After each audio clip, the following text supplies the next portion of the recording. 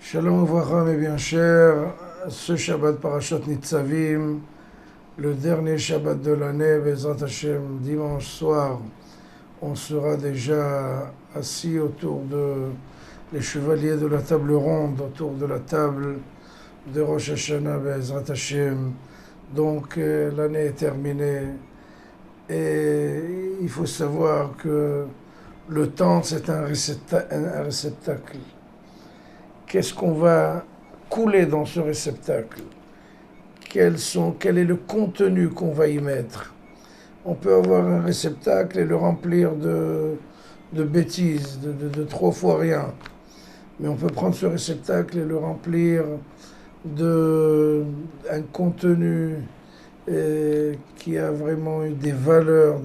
On peut mettre des joyaux, on peut mettre des diamants, des perles.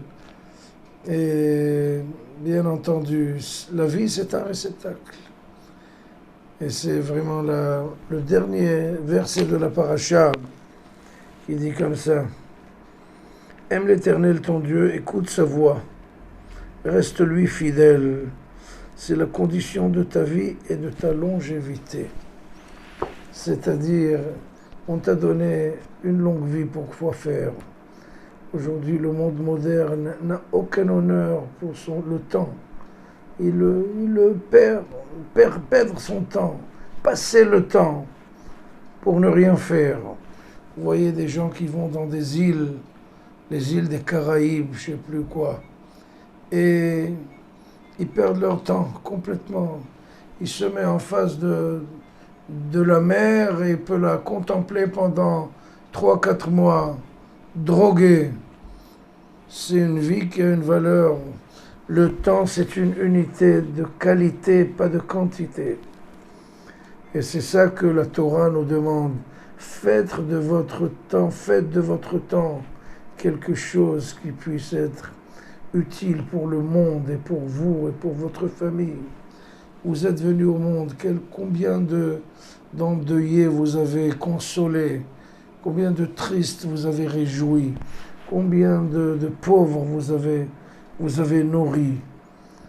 Et qu'est-ce que vous avez fait de votre temps? Une unité quantitative ou une unité qualitative? Et dans le Talmud, le traité de Houlin, page 105, il y avait un maître du Talmud qui s'appelait Shmuel.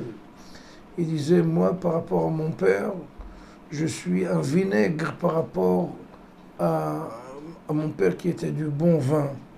J'ai tourné au vinaigre. Pourquoi a-t-il dit ça? Il dit: mon père, chaque minute avait son pesant d'or. Chaque minute, il ne perdait pas un seul instant. Il était tout le temps en train de faire de bonnes choses. Même quand il avait un moment de libre, il allait voir ses terres, ses affaires. Sinon, s'asseoir vivre pour ne rien faire, c'est pas une vie. Et la vie, c'est remplir son réceptacle d'un contenu honorable et digne. Et si on commençait à se demander, par exemple, qu'est-ce que je vais faire aujourd'hui? Je vais passer mon temps. Aujourd'hui, il y a cette notion, passer le temps, perdre le temps, finir son temps. Mais le temps, c'est quelque chose qui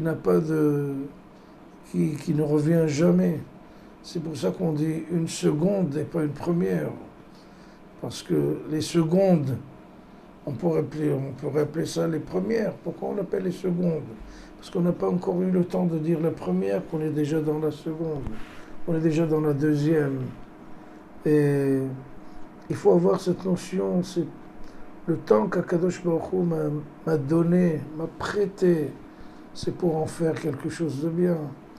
Et Zat Hashem, sur le seuil de cette année, on doit faire une introspection, un récapitulatif, pour voir qu'est-ce qu'on fait de notre temps. Si on en fait quelque chose d'honorable, toute cette vie-là, ça valait la peine de nous amener dans le monde. Sinon, c'est dommage. Bezrat Hashem, je vous souhaite une bonne année, douce et légère, pleine d'abondance, de bonté, de bracha, de bénédiction. Bezrat Hashem, Shabbat Shalom, Shana Tova.